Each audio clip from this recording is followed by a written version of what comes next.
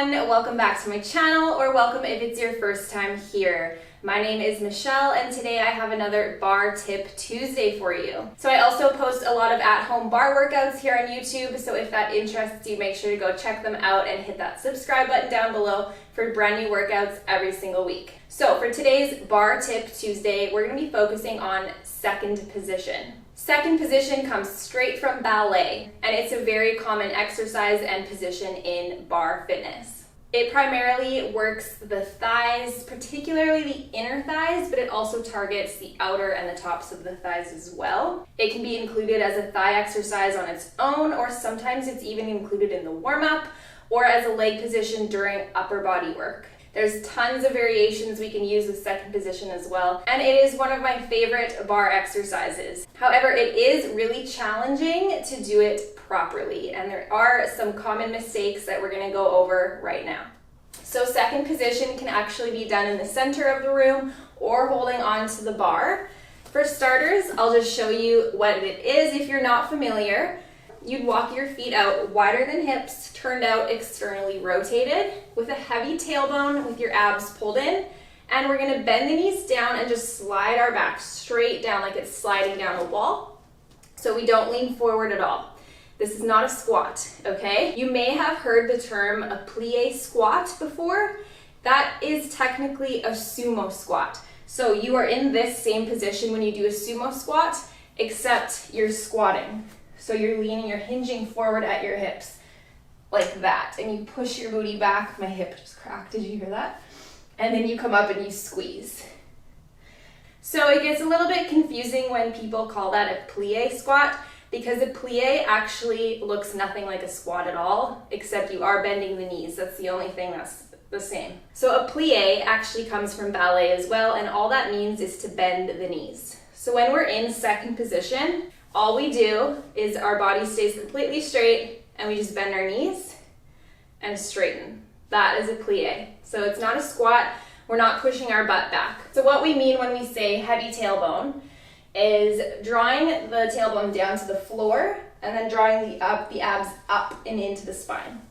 So we want to keep that position when we plie. Not just in second position, but in first position when where heels are together, toes are apart, or really any position that you're doing a plie, you want to keep a heavy tailbone and not stick it out like you would in a squat. So now that we've got the basics down, let's go over some other common mistakes that are made when we do our second position plies.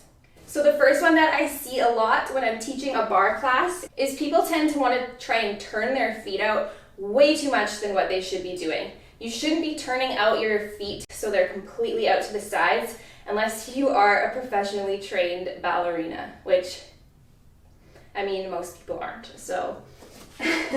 We want to turn out from the hips, not the knees, and just on about a 45-degree angle. So when you bend your knees down, your knees are going to track right over your big toes. When we try and turn out so our feet are completely in a parallel line, so what happens is when we bend down, our knees tend to fall inwards, and that is not good for our knees at all. So we want to reduce that turnout so our knees can comfortably stay pressed back over the toes. Continuing with that, even if you are at a good angle for turnout in your feet, sometimes people still let their knees fall inwards. So that looks like this from the side. So I'm not too turned out, my heels are wider than my hips, and I bend down. We don't want to let our knees fall in. So as you can see, my foot is here and my knee is here.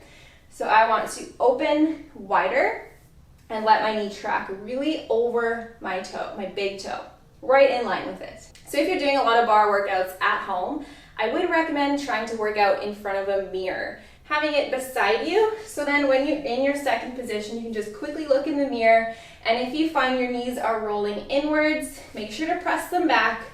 Don't bend as deep, and even reduce your turnout even more than you think you need to.